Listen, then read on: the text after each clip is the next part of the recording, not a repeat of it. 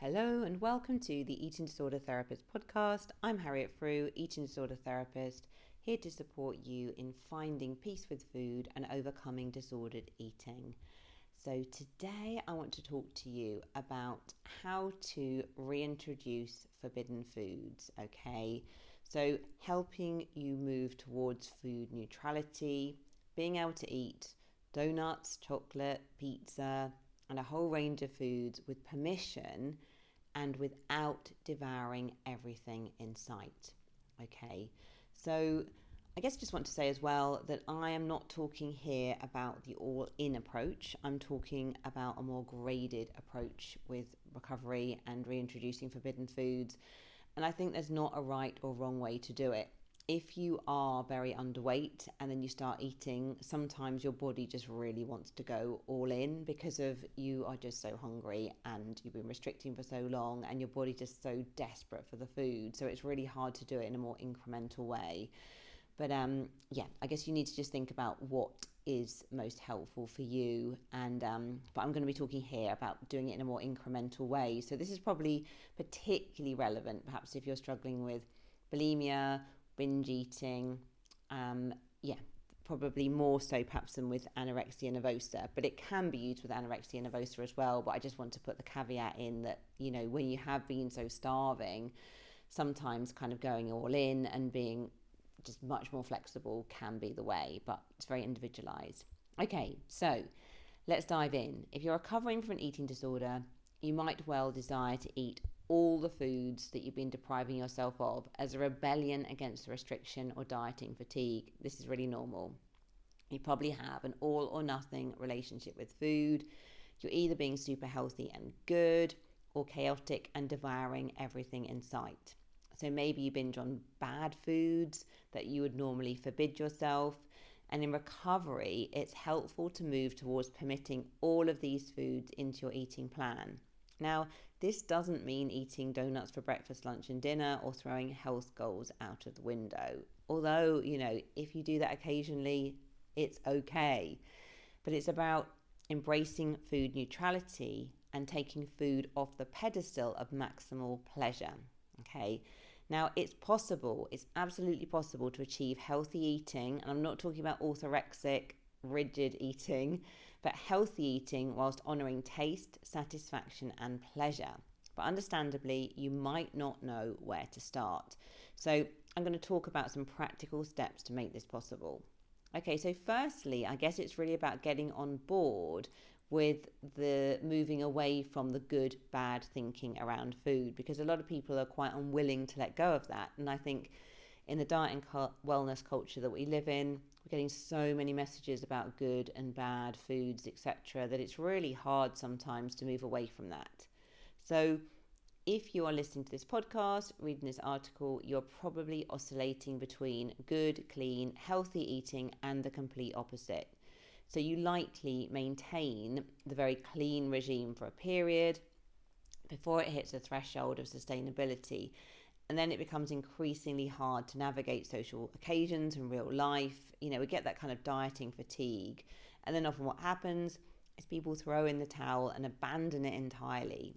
So when eating is going well, even then you feel precariously close to the edge of a cliff, waiting to fall off at any moment. Like it doesn't feel safe. It's incredibly hard to win and feel good enough, as there is much misery and deprivation that goes alongside. And breaking one food rule can literally lead you into a pit of despair and self-loathing. And fundamentally, the all or nothing approach is probably not working for you. So action point here. Face the reality of your current relationship with food. So this means no holding on to the romanticized memories of the strict plan when you miraculously lost X pounds 3 years ago, because if it genuinely worked, you would still be following it now.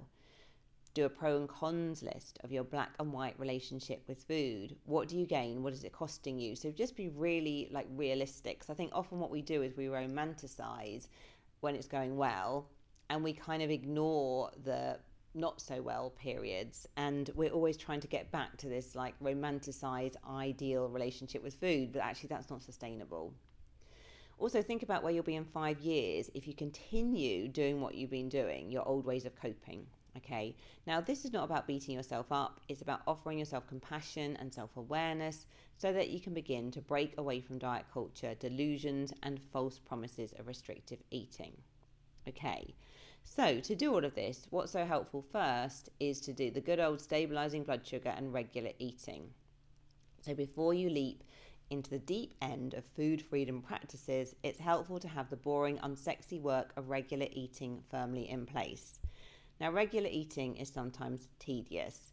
If you have a history of dieting, it can feel restrictive, effortful, it requires some planning and thoughts around food. However, it is a fundamental baseline of self-care, and it's not the same as dieting. Regular eating offers a scaffolding of eating support. It ensures that you have foods available to eat when you get hungry and within a time window. It is not rigid or specifying amounts. Now, if you've been struggling with an eating disorder or disordered eating, it's going to take time to learn body trust. And it's going to take time to tune into your hunger and fullness levels. It's completely normal. But regular eating helps with all of this. It provides a stable platform and baseline to then experiment with flexible and intuitive eating practices. Again, though, these will take time. So regular eating means eating 3 meals and 3 snacks, or working up to this. Okay, you just start where you are. Don't set yourself like some impossible standard if you're a long way from that. And it is self-caring eating.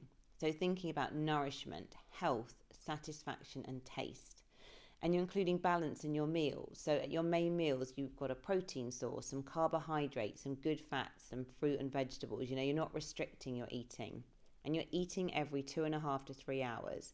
So this means that your blood sugar remains relatively stable and you rarely get to the I'm so hungry I can literally eat my arm off levels, which often end in binge eating or overeating. And there's a lot of safety that comes with knowing that you can always eat again in 2.5, 3 hours. It's like, it gives you that stability, that scaffolding, that safety around your eating. And regular eating can truly be transformative when you commit to change, but keep it simple as well. I think sometimes when people start to think about planning their eating, thinking about what they're going to eat, they go back into diet wellness mode where they had to kind of think about everything so carefully and do a massive shop, and it was all just very stressful. So even the thought of planning their eating sends them back to that place, and then they just feel very rebellious against it. But you just want to keep it really simple. You could even just eat the same things for breakfast and lunch every day for a week if that is going to help you. Okay, just go for the imperfection. Keep it simple, because that is still so much more preferable to starving yourself and then having huge binges. Okay, so just keep it really simple, lower your standards. So things to think about, action points. How are you doing with your regular eating now? Are there any lingering dietary restrictions going on for you? Okay, are you counting calories? Are you avoiding food groups? Are you delaying eating? What are your barriers to regular eating? Does it feel really effortful and a big hassle and something else to do? Okay, and what changes could you make? So really start small, keep it simple, don't overwhelm yourself. Okay, the next thing is to reflect on your current relationship with food. So you want to create awareness about your emotional relationship with different foods. So foods at the moment that you consider to be healthy, clean, safe, diet, etc. are probably ones that you can eat with relative calm and peacefulness. And foods that you consider to be unhealthy, junk, forbidden, bad, will be the ones that trigger temporary excitement and deliciousness, followed by intense fear, guilt, anxiety, and self-deprivation. So it's an emotional roller coaster, and this polarized view of food is not helping you. It makes your nervous system be all over the place with all the kind of ups and downs. So one bite of the forbidden fruit will trigger thoughts alongside a bodily response that makes overeating a likelihood. So if you're starting to think, oh my goodness, I've blown it, I might as well eat everything, you're going to start feeling anxious, maybe a bit excited, maybe guilty, and then actually before you know it, you standing at the cupboard door eating more because of you already feel that you failed and you might as well blow it, and you're kind of in a haze of dissociation of binging before you've even really had a chance to connect with yourself. So to understand your relationship with food, make a list of foods that are safe, moderately safe, forbidden and highly forbidden. Now if you want to go to my Substack version, the written version of this talk podcasts, etc., I have a table there which you can see and you can use if that is helpful for you. So there's no right and wrong here. When you list your safe foods, your moderately safe foods, your forbidden, your highly forbidden, everyone has a slightly different relationship with food. And also quantity of foods may play a role here. So for example, maybe 2 biscuits, I'm just making this up, might feel safe, but if you had 5 biscuits, that suddenly feels forbidden. So now that you have a list of your safe, moderately safe, forbidden and highly forbidden foods, you have awareness of your relationship with different foods. And in time, you're going to vastly increase your variety of foods eaten in a non-binge or overeating pattern. But to begin this process, you need to start small. And it's best to pick foods initially that have greater safety. And this may be foods from the moderately safe list. So maybe pick 5 foods and rank them in order of safety. So I remember when I was reintroducing forbidden foods, basically when I was in my sort of restrictive phase, I used to try and live on cottage cheese and like really thin diet slices of bread to fill me up at lunchtime. And one of the first things I wanted to change was to really increase the quantity of what I was eating at lunchtimes.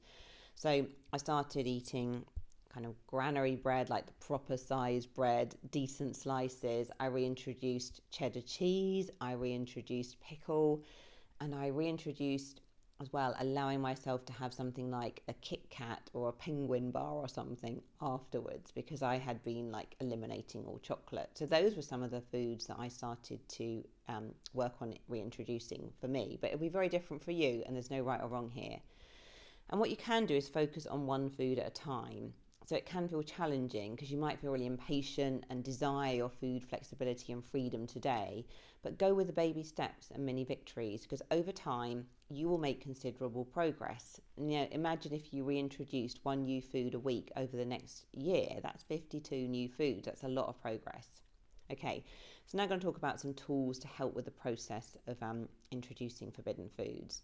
So planning, it feels a bit boring, a bit unsexy, but it's really helpful to plan new foods in when you're first doing it.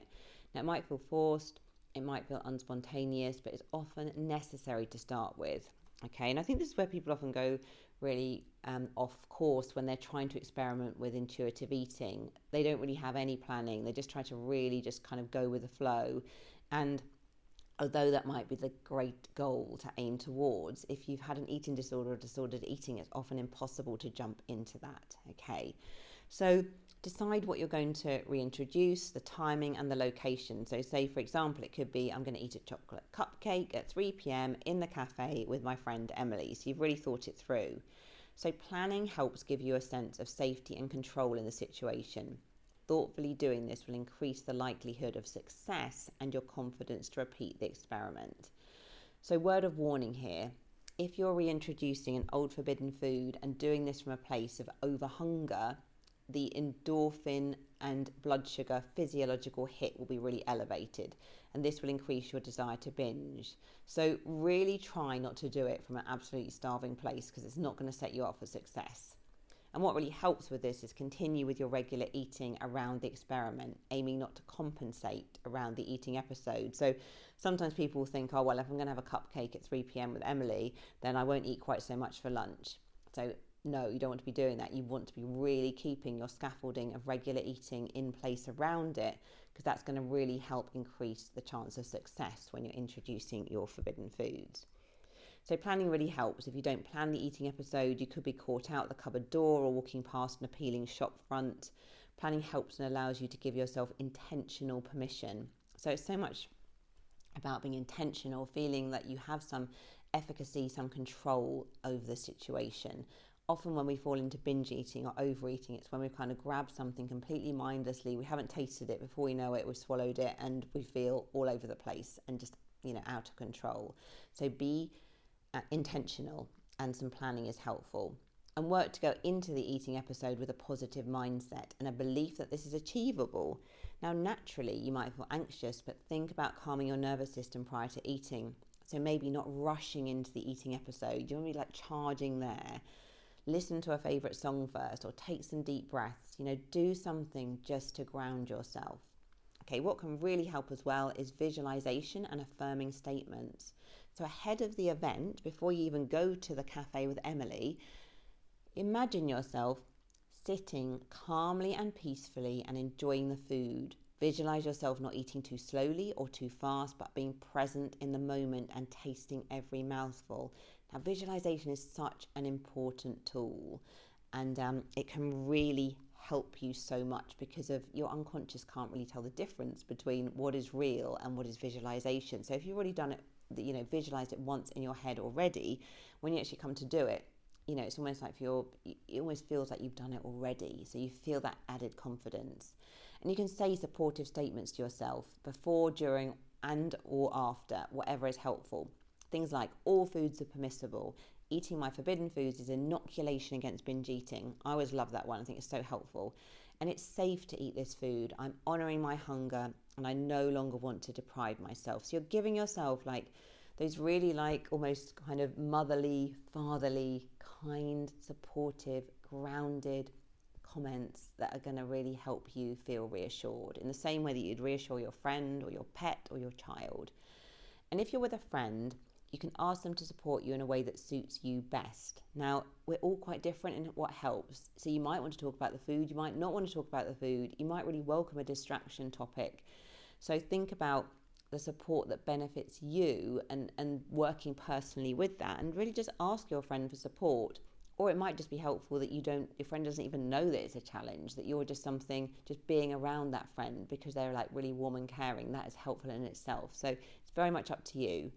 Now, afterwards, you may slip into feeling anxious or guilty. You may feel preoccupied with your body image, but you can anticipate this ahead. So just realize, of course, here come the thoughts. Just be prepared, okay? But be kind to yourself. Now, this will be the time to be a really loving friend towards yourself with reassuring statements. So I'm proud of myself for experimenting and trying a new food. I'm working hard on my recovery and every little step counts. It's safe to eat these foods. Now, when you have been severely depriving yourself as well, it's natural to desire to eat more, okay? So do not beat yourself up for doing this. If you can, try to stick to your planned goal, of having the cupcake or whatever it was, because this means you start to build confidence around the new forbidden food. And you can always bring your next meal forward if you're still feeling hungry. You could even have another snack, maybe, or something to keep you going. But try to keep the regular eating scaffolding in place around your forbidden food experiments, because that really, really, really helps. And remember that every time you have a victory with introducing a new food, you are building resilience and trust around the process of change. Okay. Now, the next thing is mindful eating. Now, I think you don't have to do perfect mindful eating. I would just say the goal here is being a bit more mindful than you are usually. For most of us, that is a pretty impressive goal. So you just want to be a bit more mindful than you are usually. So things that can help with this: try to avoid going into an eating episode being over hungry.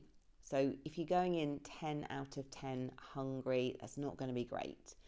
Ideally, you want to be aiming for a 6 to 8 rather than I'm so ravenous, I want to eat anything and everything. Now, if you're over hungry, we are all vulnerable to eating quickly, not registering the taste or fully enjoying the food. It's so easy to overeat from a place of starving hunger. So be kind to yourself there. Don't go into it absolutely over hungry. Slow down as well. Slow down your eating. Allow your body to register the food. Also notice the taste, texture and smell of the food, and notice your level of enjoyment. Now, if you have an eating disorder, you might need to relearn your likes and dislikes, as you may have lost your way with this through disordered eating. You might have convinced yourself that you don't like certain foods. So work to re-engage your senses by noticing colours, smells, sounds, textures and flavours. And sit down. Make eating an occasion by sitting down at a table with some ceremony attached. Serve your food on a pretty plate and remove clutter from your eating area. Work to avoid eating on the run or standing at the cupboard door or in the car. So again, you don't have to be perfect with all of this, but the more you can just be very present with your eating is going to help.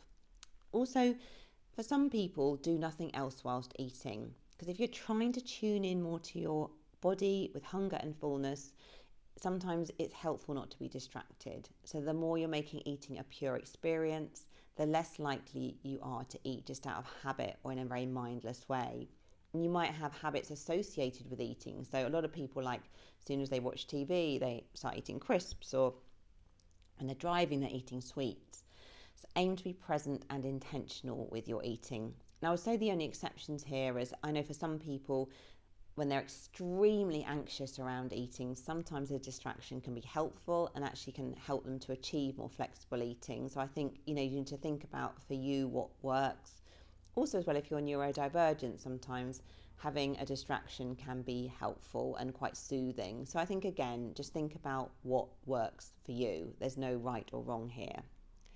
And allow your hunger and fullness signals to catch up. So to begin with, it's going to be so challenging to trust your feelings of hunger and fullness.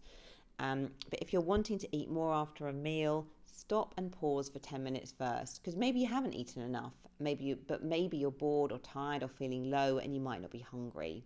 So if you're still hungry after 10 minutes, eat something else. And if not, meet the other needs. So do you need some stimulation or a break or a distraction or some comfort? Think about how else you can meet these needs apart from always turning to food. So you might also want to think about distraction after eating, particularly if you're someone who's tempted to binge after you've eaten something that feels a bit scary.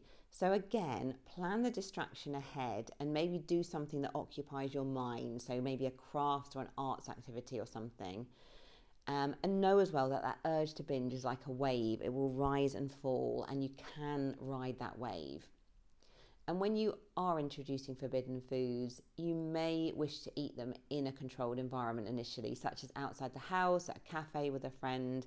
But once you get comfortable doing this, you can build up to having those things at home and then helping yourself to portions of the food. So again, you might just have to build up to this slowly. You might have to kind of buy things in distinct portions to help you at the beginning. It's going to take time before you can be completely flexible and just feel that you can access those foods really easily without wanting to binge. And I know for myself in my recovery, these days I have like a big chocolate box in the kitchen, and actually, that box is so neutral to me now, like I don't even think about it. But there was a time when I had bulimia that if I had chocolates in the house, I would literally have to eat everything in there and start again tomorrow. So it's taken time to kind of get to this stage of being very relaxed, but I want to say to you that it's possible. Okay, next thing is dealing with feeling full. So you may struggle with the feeling of being full. You genuinely might feel quite bloated and uncomfortable if your digestion has slowed as well from a history of restrictive eating. But realise that this is part of the process and the way out is through, okay? You've kind of got to go through these kind of digestive issues sometimes to get to a more peaceful place. So think about creating a different relationship with feeling full. And I'm talking comfortably full after you've nourished your body, not stuffed to the point that you feel unwell. So interpreting signals in relation to feeling full. So things like feeling full is a helpful sign that you've eaten. Feeling full is a signal that your body is fueled and can provide you with energy and nutrition going forward. And feeling full means that you can be distracted from food and get on with your day. And you don't need to feel anxious for feeling full. This is a perfectly normal and natural body sensation. You are just readjusting to accepting this again. So it will take time to feel comfortable with being full. This is something you will need to relearn, and you may need to make a note in your diary after eating, to note your current feelings of fullness. And you can also note how your anxiety about this will rise and fall, because sometimes immediately after a meal, it might feel like your anxiety is through the roof, but actually once you learn to trust your body and realize you can sit through that fullness, that actually that anxiety comes down, the fullness comes down, and actually you survive, it will be okay. So living through feeling full, managing your anxiety, and trusting that your body is not going to change significantly through one meal will allow you to become more trusting and less fearful of the full feeling. And every time you manage another snack or meal and tolerate the fullness feeling, you are a step closer to reducing anxiety and becoming more accepting of this. Okay, so it takes patience, time, and commitment to permit your forbidden foods, and it will be an imperfect and messy process. So really do allow this. I know my own recovery, it was very, very messy. I know if I was going to eat a cupcake with Emily at 3 p.m, I probably would have eaten 3 cupcakes quite often in that process, and it really did feel very messy and a bumpy road, but it was so worth it. Every time I put myself in that situation, I began to develop more trust.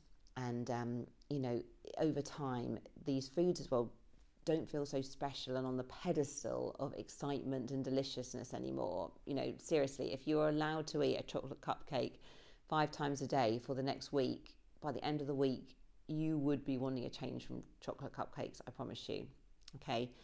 Be kind and compassionate with yourself in the process, as there will be many inevitable bumps, and every time you reintroduce an old food with permission, you are building your food freedom muscles. So engage with the long game. If you commit to ongoing food challenges, you will look back in a year from now and see how far you have come. Okay, so if you'd like to get in touch and let me know how you're doing with reintroducing forbidden foods, I would love to hear. And which foods are you reintroducing now? Okay, well, thank you so much for listening. I really appreciate you all being here. If you're not following me already on Instagram, do seek me out, the eating disorder therapist _. And for further support with your relationship with food, do go to the eatingdisordertherapist.co.uk. And if you enjoy this podcast, I'll be so grateful if you'd follow, rate and review, as it helps it reach so many more listeners. Thank you so much for listening, and I look forward to sharing another podcast episode with you very soon.